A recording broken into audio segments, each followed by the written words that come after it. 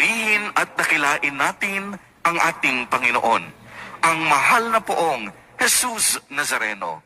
Palakpakan po natin ang ating Diyos na buhay. Mga kapatid kay Kristo at mga kadiboto, malugod po namin kayong tinatanggap sa Basilica Minor at pambansang pambana ng ating mahal na poong Jesus Nazareno. Sa araw na ito ay atin pong ipinagdiriwang ang kapistahan ni Apostol Santiago.